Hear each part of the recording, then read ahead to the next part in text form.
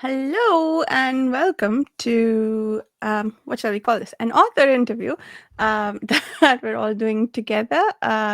We're going to talk to Alex here about his book, Carpentry in the Elven Forest.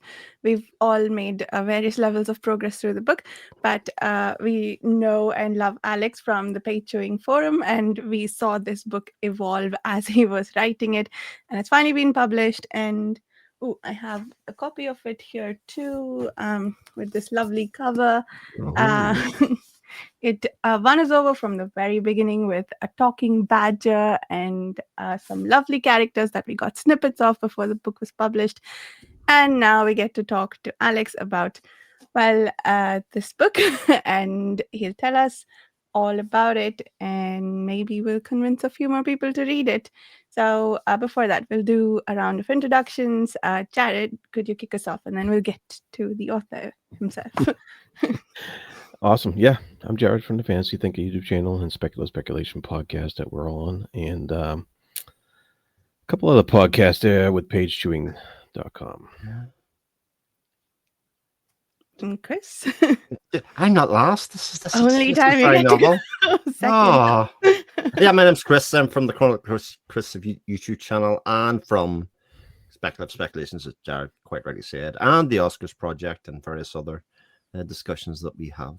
And this is, I will say, I can't claim to have read this twice because I only read about 50% of it before. I think it was about 50%, Alex. I was going back and checking one of the previous ones, about 50% before. But they started again because I wanted to see if I could spot the difference, and I'm not very good at that. Nice.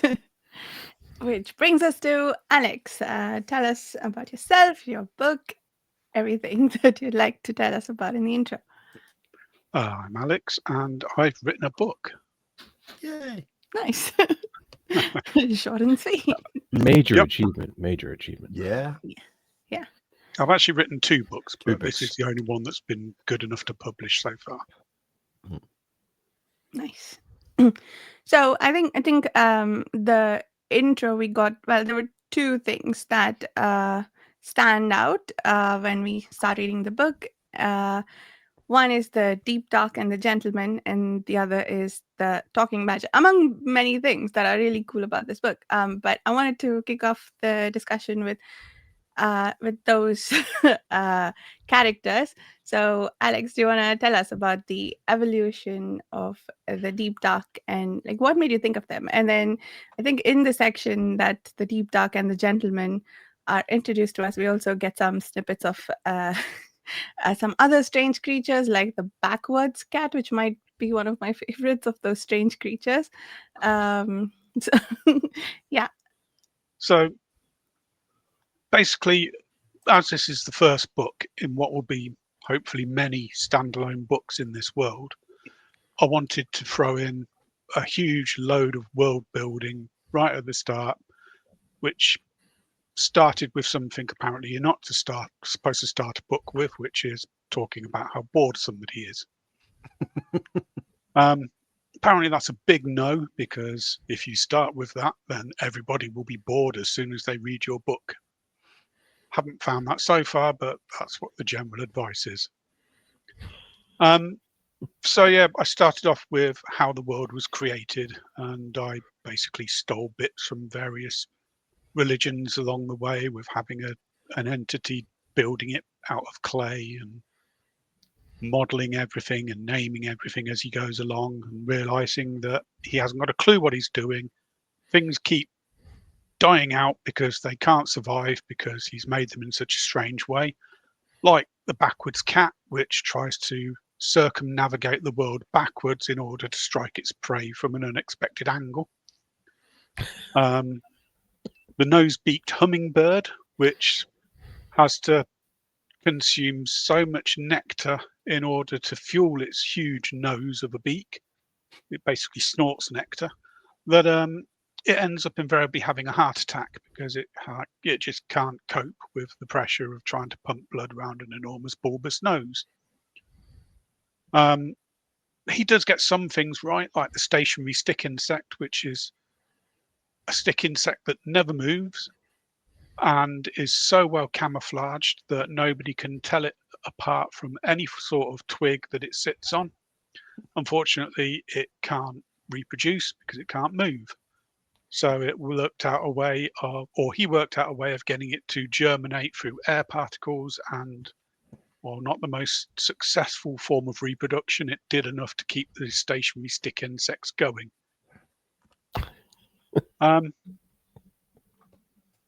In making all of this stuff, the creator, I said he, and all the way through the book, I've been very careful to say it, because the creator is just a glowing figure. It has no gender or any sort of defining feature like that, apart from the fact that it doesn't know what it's doing.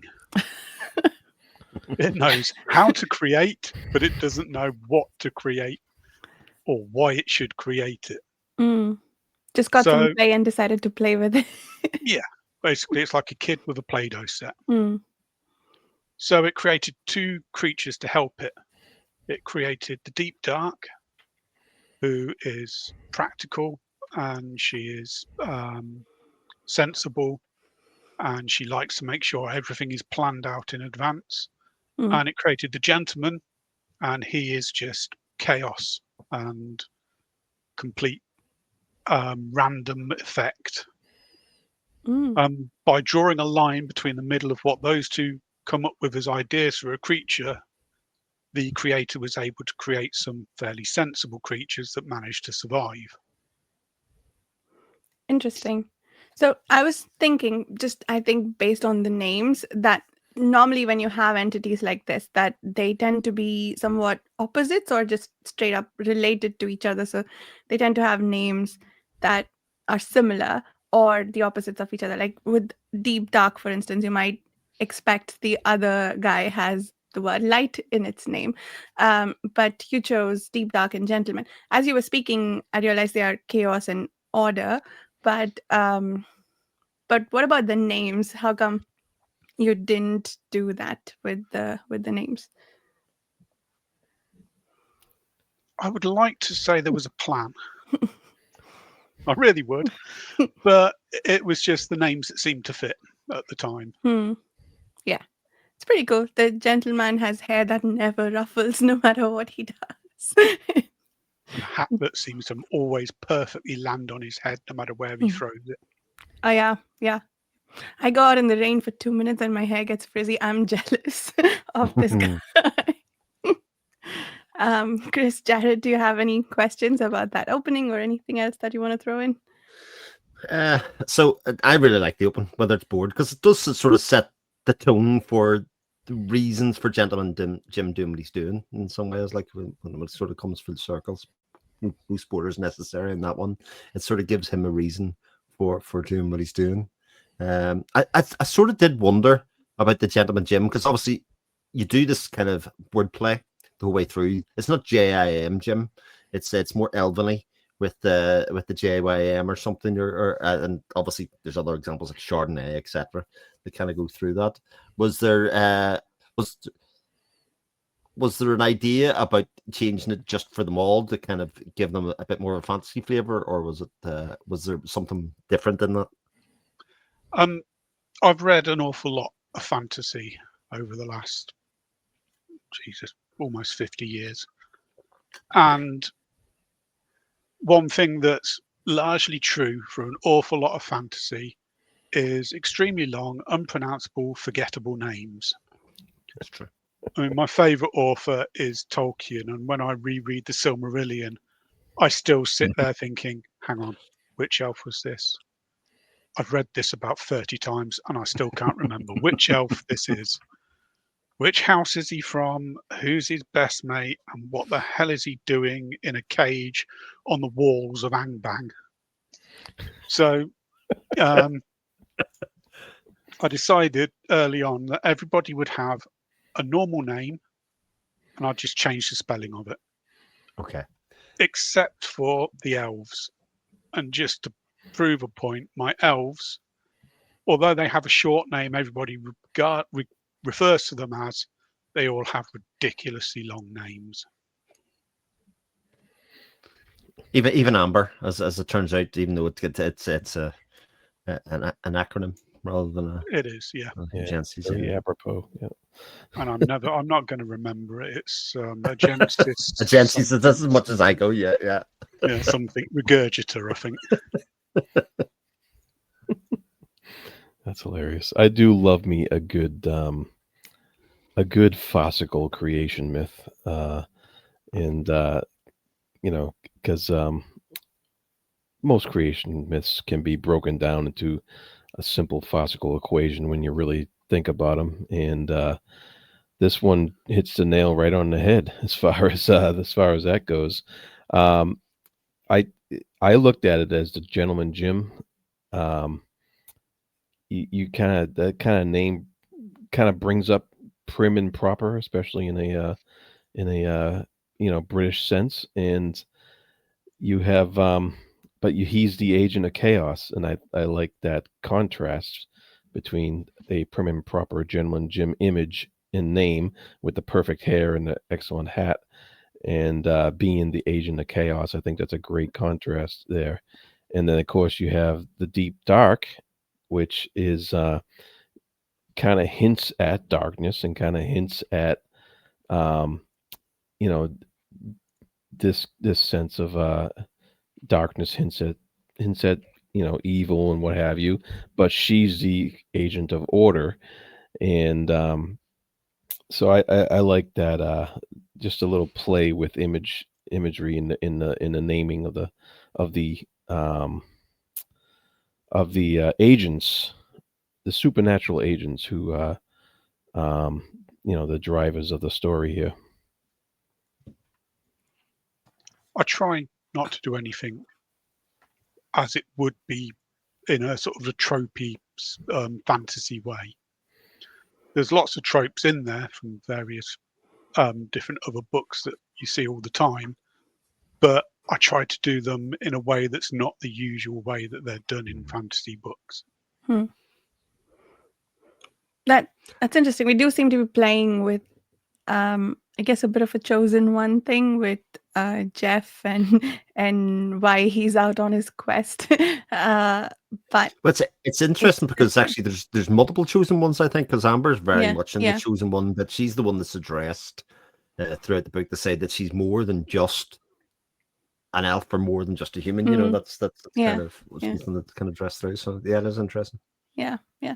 I love the whole gods playing some like their big game with. I mean, I'm thinking of the deep dark and the gentlemen as gods. Maybe they are not. Maybe they are entities of this world. But yeah, I like that little background subtext through the story too.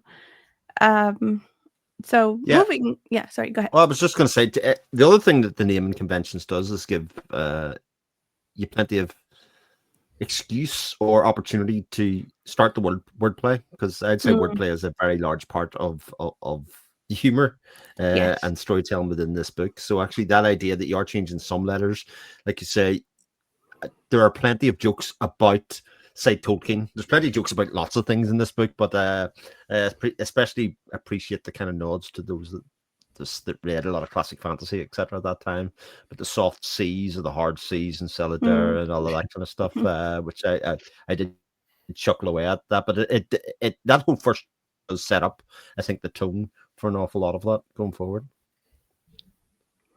Yeah. I guess we didn't really talk so far about the fact that this is a very funny book. I think I Job imagine. done. We can stop there. That's it. That's fine. I'm happy now.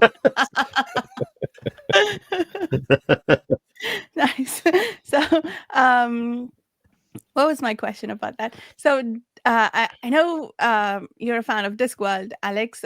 So, can you tell us about the influences maybe from Discworld or besides that helped your humor along? And I know there is a very distinct Alex quality to the humor as well, as we've discussed, like because we're familiar with you from the Page Chewing Forum, like we are familiar with that style, and we can see that a lot in the books. At least I can, and it's great. I really enjoy the jokes, and I think and they have a very yeah, they make me chuckle, and they're fun. It's I highlight all the fun stuff that I enjoy. So yeah, I like to hear about your influences for the humor.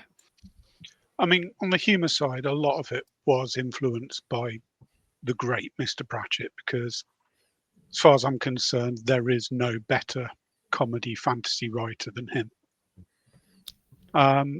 But there was little bits from people like Tom Holt as well, who I read a lot of his earlier work when he was writing about sort of mythical characters in modern day settings. One of my favourites from him was the Grail Blazers book, which is about the Grail Knights who'd given up the search for the Grail but can't die until the Grail is found. So you've got things like Lancelot is an actor, and I think Percival is a pizza delivery man. Because they're just trying to carry on with life as normal, even though they can't die because they can't find the Grail. So there's a little bit of that in there. Most of it is just hopefully my own sense of humour and just me commenting on things that I've read or things that I've seen as I walk around. I know that Terry Pratchett used to do that as well. A lot of his characters in his books were people he'd see when he was on the train to various places. And I think it's the only way you can write, really. You've just got to be able to twist it in your own head and make it into whatever you want it to become. Nice. Yeah, that's pretty cool. I do enjoy a lot of the wordplay things that Chris mentioned, and the snakes and ladders was maybe my favorite joke so far. So far. I have to ask though, and I did put this up in the forum. Was that a right said Fred joke? The way the good deep dark, it's called Dippy. Oh, no, it wasn't. Damn it! Sorry, Chris. I came up about, oh, it's so good about Fred joke. It was so niche. It was so niche that I thought it probably wasn't. But I was. I just wanted a silly name that her chaos imbued brother would give her, rather than saying the deep dark, and Dippy just seemed obvious. And you might have to own it now because I put it in the Amazon review, so maybe someone else will pick up on it. I also went for I thought it was slightly insulting of her as well, because it is, yes, she is an incredibly intelligent, incredibly powerful, immortal being. Yeah, but it also works if you do think of her as being somehow sort of related to Craig and Richard Fairbrass in some ways, with the open shirts and all the rest. There's a lineage there she needs to follow. So, well, she does favour a bright gold dress with red lines that are almost like veins running through it. So she's got the dress sense of right said Fred. Just needs to get the horn section. Okay. Chris, your streak of predictions has not changed.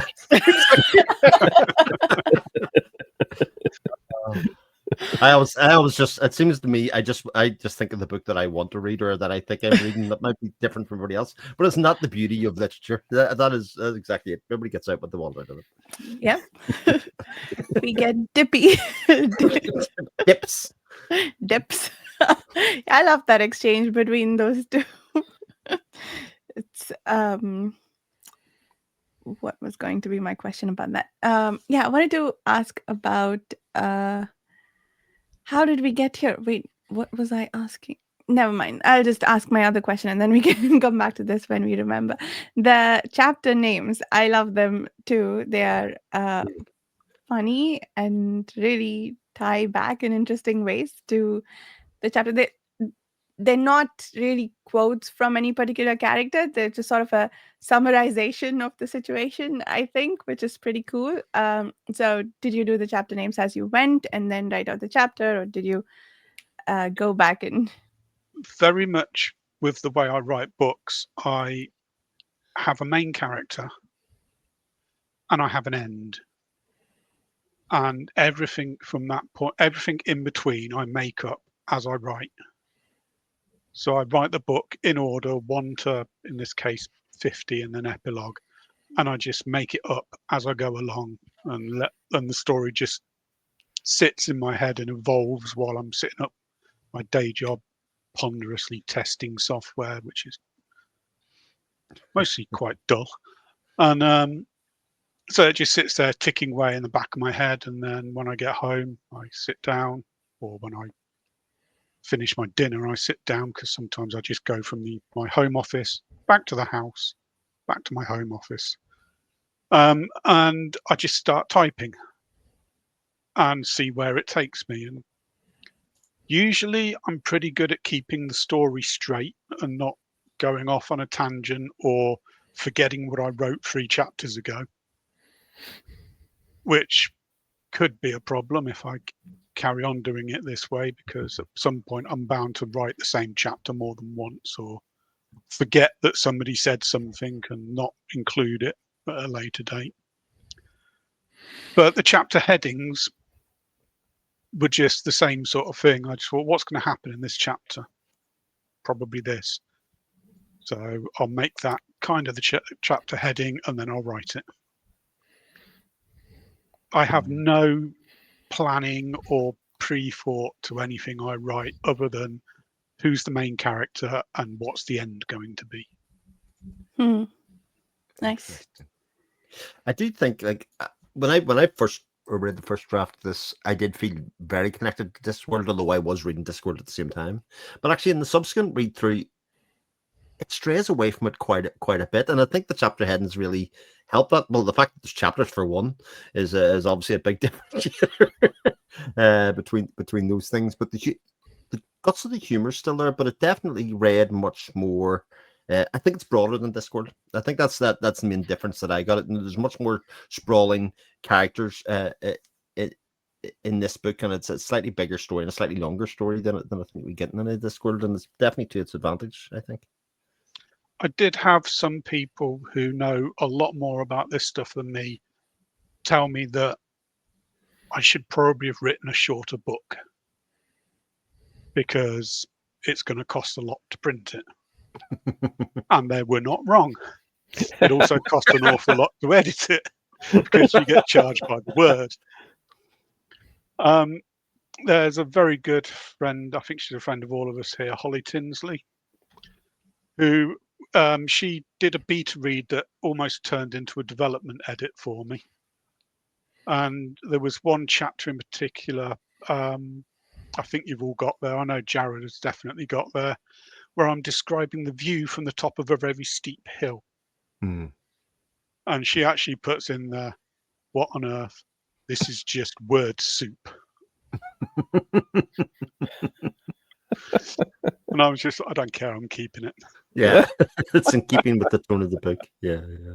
Well, I did notice, actually, because I did, like I said, I did go back and have a look. You did change the order of some stuff. And you were saying about you just sort of free flow, right? I think the Gaskin chapters move about a little bit from the version before to now, or certainly one main one kind of moves. The one before,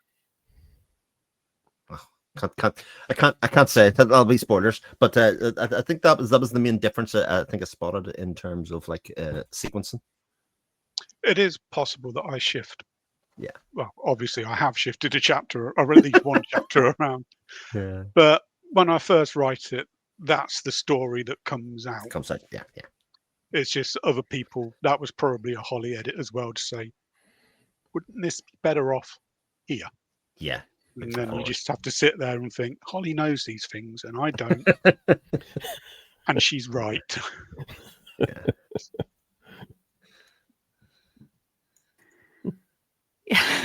Speaking of Gaskin, the character that I met in that let's say area was also Glycinda the cow. Yep. One I think the first time we meet Deep Duck, we hear of Deep Duck in the opening section, of course, but then we go meet her. And then there's a cow that's so terrified of being milked by her. Right. Yeah, for all her power and her immortality, she is a bad person for milking cows. And so the cow gets a nice little home and a mate out of it. It's really it's funny. And I enjoyed that section. And I think that was our introduction to Gaskin as well, who I assume will go on to play an important role. I haven't got there yet, but um yeah, I love all these various setups in which we meet our characters. So the character intros, I think, for Jeff and his and the tavern scene with his friend and so on. So how I think you just told us about the process that you use. So maybe one day you sat down and decided today I will write about Jeff, and like this is the introduction to him. So how did the talking badger come along in all of that? Jeff is fairly mild-mannered. Amber is driven, but doesn't generally lose her temper too much. I needed somebody to be the voice, the person who casts doubt on things, and I needed somebody that really hated birds. Is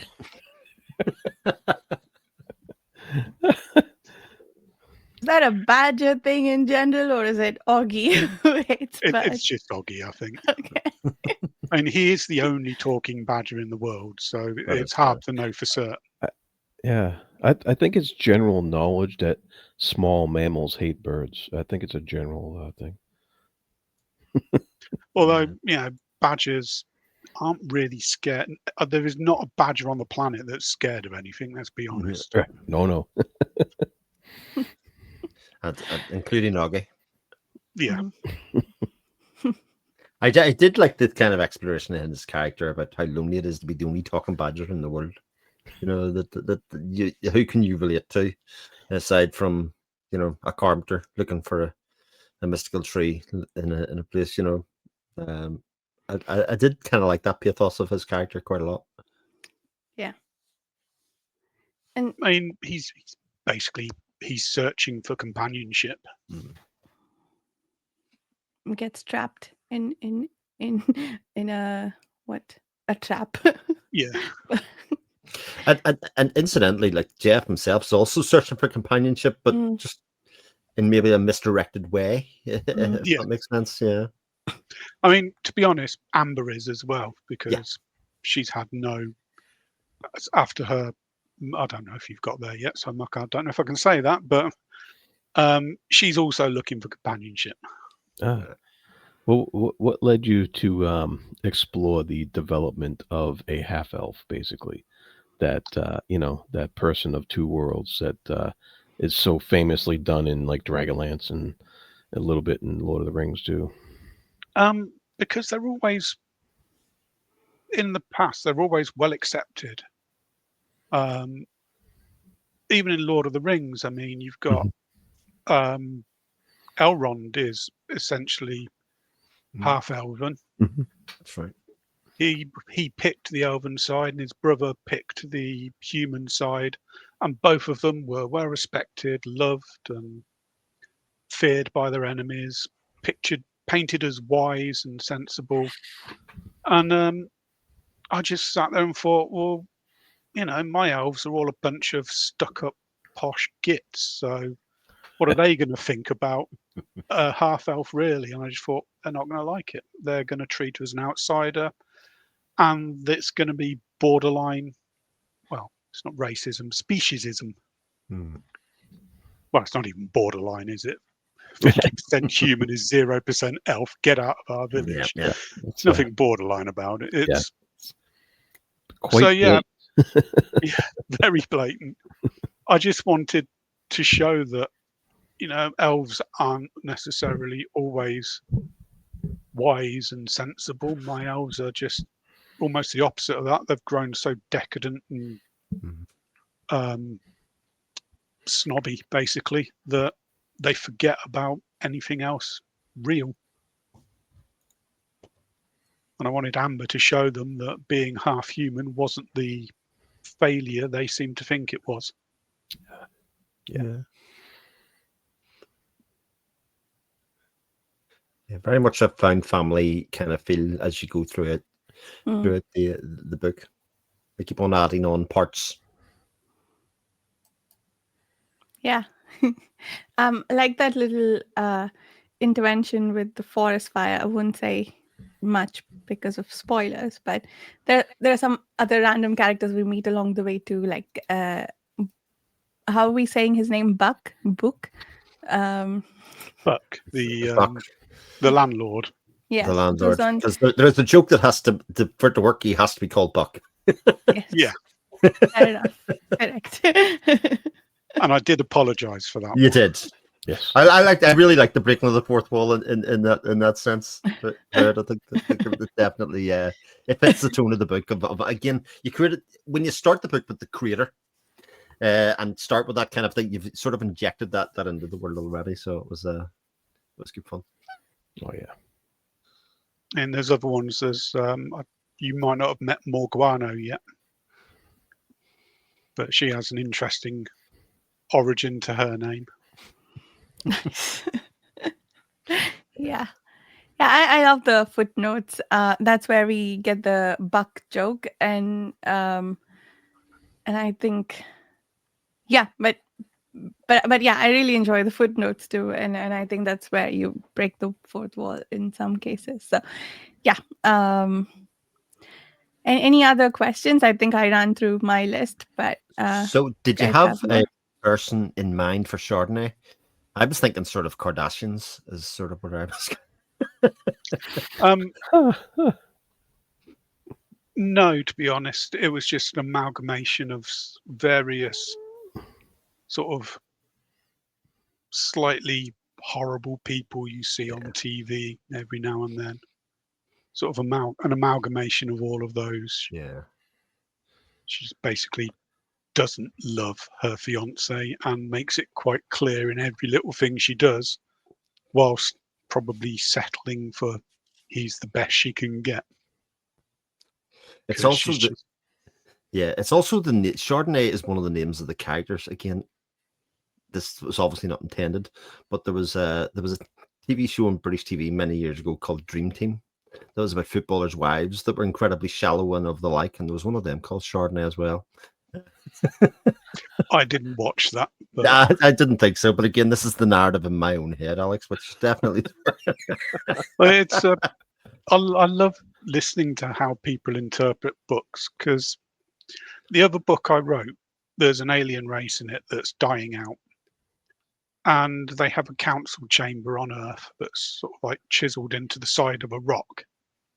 And my thought process was the council chamber clung to the side of the rock like what clings to rocks? Limpet, that'll do.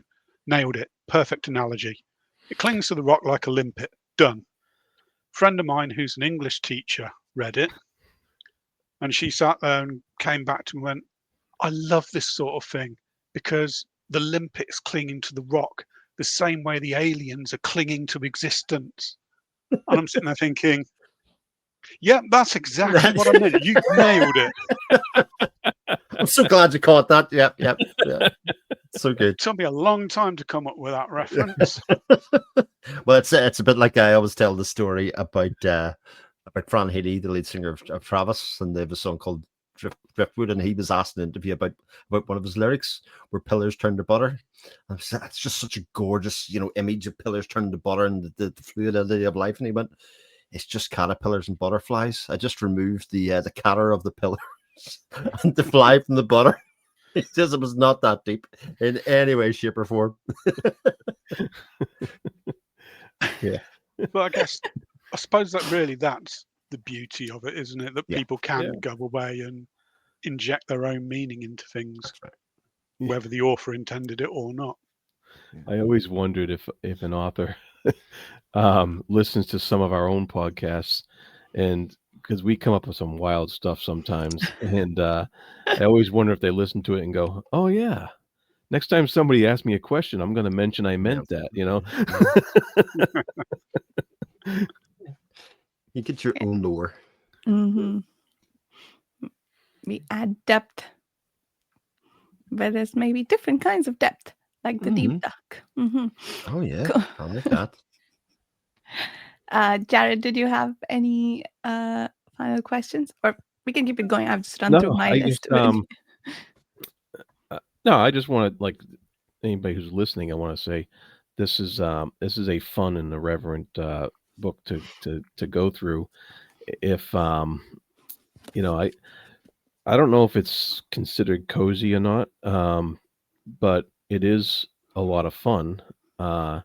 So it's really, I'm flying through it because I read it on my Kindle at work, and so I'm able to get through it pretty quickly, considering all the other reads I have, and that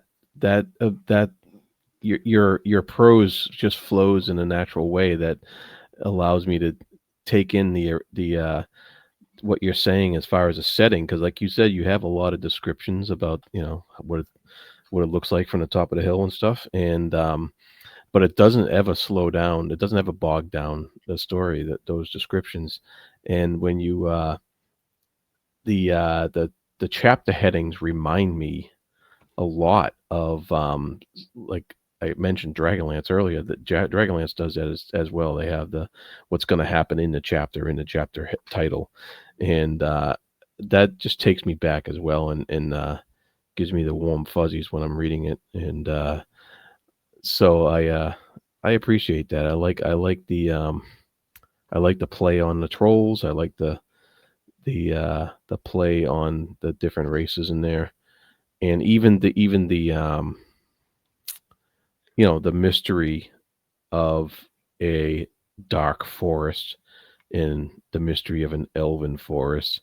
And I like how you're playing with those things and making them into a fun exercise to read about, rather than just sitting on typical tropes and fairy tale tropes and stuff like that. It's fun. And when it came to the sort of the major races, I always wanted my trolls to be intelligent. Yeah. Because I'm bored of trolls always being stupid. And to be fair, that is something kind of borrowed a bit from Terry Pratchett, because although his trolls are stupid in Ankh-Morpork, stick them in an ice warehouse and they're the most intelligent creature on the planet because their brains work better in the cold. I just took it a step further and made it that trolls are actually just intelligent creatures. Yeah. But I then went with orcs. My orcs aren't stupid either.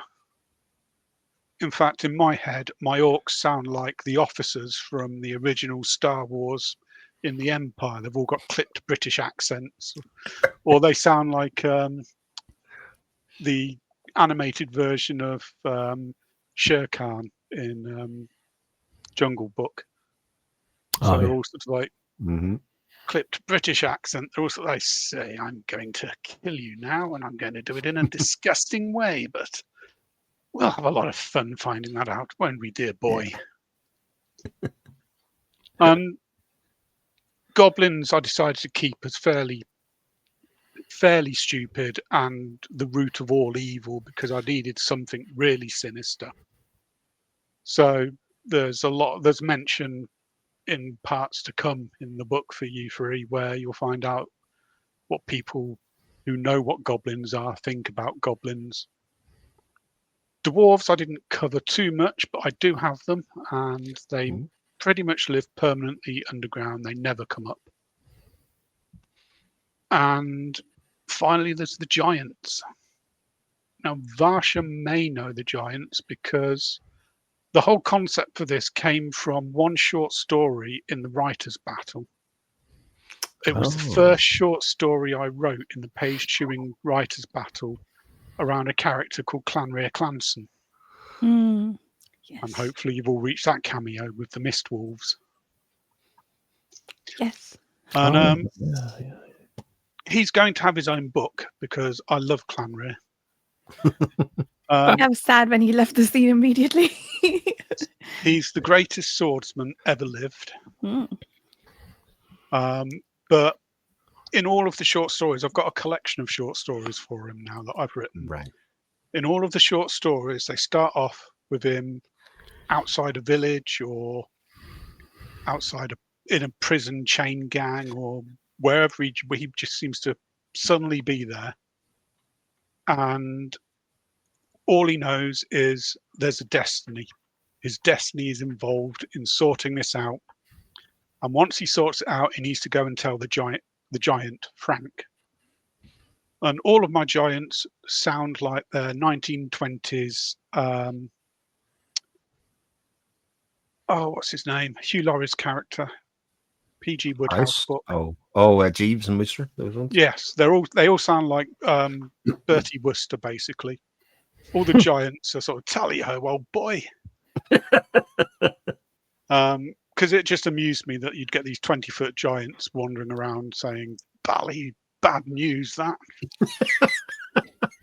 But they're actually arbiters of they're arbiters of passive wisdom. So things like destiny and justice and all of these sort of elusive concepts, they're the arbiters of them.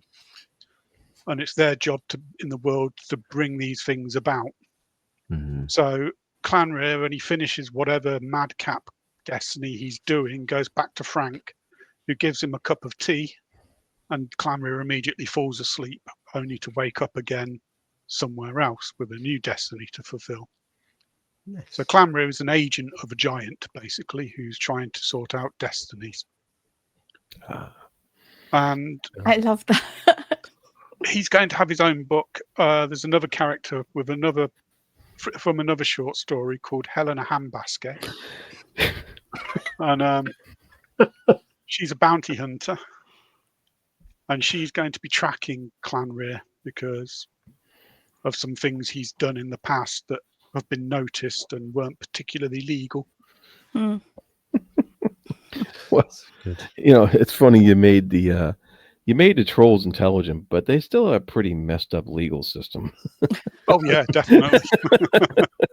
The thing is, it's a sort of a mix between an emerging intelligent society and the problems they had becoming that. Hmm. Yeah, that was fun. I liked reading about that. The current book I'm writing actually is about Thomas, who is the chief of the village police, the chief of the troll police. And he has left the police force. Ooh. I'm sad to say. He's moved to Upper Boyle, which is the troll capital. And he's going to become a private individual who looks out for things, or a private eye. He's such a good character. He's so interesting because he pops in every now and again as being this, again, very relatable, but also this sort of voice of reason amongst a lot of the madness. Yeah. He's going to be investigating murders in the troll capital of humans because as trolls have become more educated, there's certain jobs they just don't want to do anymore. So a couple of troll entrepreneurs, one of which being Thomas's uncle Henry, spelled Henree, has decided that the way forward is to bring in human workers to do the jobs trolls don't want to do. Unfortunately, that's led to some dissenting trolls who are talking about things like these humans are coming over here stealing our jobs. So you can see what this is going to be a slightly satirical look at. Good, yeah.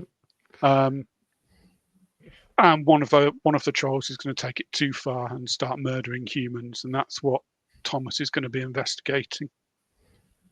It's also got one of my favourite creations in it because there is a bunch of trolls who think that troll society has gone too far the wrong way and trolls should go back to being as thick as tree trunks. And they're known as the Logites.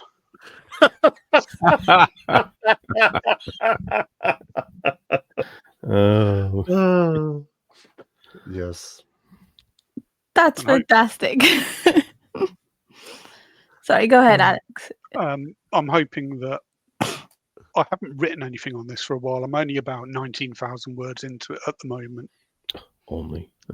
but it's shaping up nicely. I've done a lot of not origin story, but a lot of story building in the first 20,000 words. Right. So, the first chapter is why Thomas has decided to leave the village. And interestingly, has a footnote about the big ass sheep, which is another new animal. The big ass sheep and the long range, the long distance wolf as well. Nice. The long distance wolf, and we have the mist wolves in this book. So lots of fun to look forward to in this world, it seems like. Yeah, I've got a little somewhere on a shelf behind me. I have a little leather book full of plans. I have Nice. another book about a bard who's going to find a discordant note in the world. So again, borrowing some stuff from Tolkien there. Nice. He's going to be up against a race of creatures that I've written about in another short story, who are humanoid insects called praying mantics. They're very, very religious humanoid insects. Nice. Oh, Praying dear. mantics. Yeah. Lots of fun. And this is a really fun book to read too. Yeah. So if it seems like the world's going to expand even more than it does in this book. So lots to look forward to. Any other closing thoughts before we wrap up this conversation with you? I just want to say, I have finished it and read it and enjoyed it thoroughly. I think you did mention that it's cozy in some ways, and it certainly is. There is one particular gruesome scene, I think, in there, but in general, I think it's a book about people and about generally the inherent goodness at the heart of people, which I think is something that I really connected with, and also is sort of reflective of the person I know in Alex as well. So I often say this about when I read books by people that I've interacted with. It's always nice to see the person that behind the book come out in the book, and I can say that for a number of the books that I've read and enjoyed recently. So that was very nice. You can buy it on Amazon. Yes, indeed. Please buy it. Please. It costs a fortune to publish a book. Yeah. Indeed. I'll put the links in the description for the video, and yeah, all the places you can find it. And yeah, go check this book out. It's a fun read. Thank you so much for listening, and we'll see you back with other topics. Bye.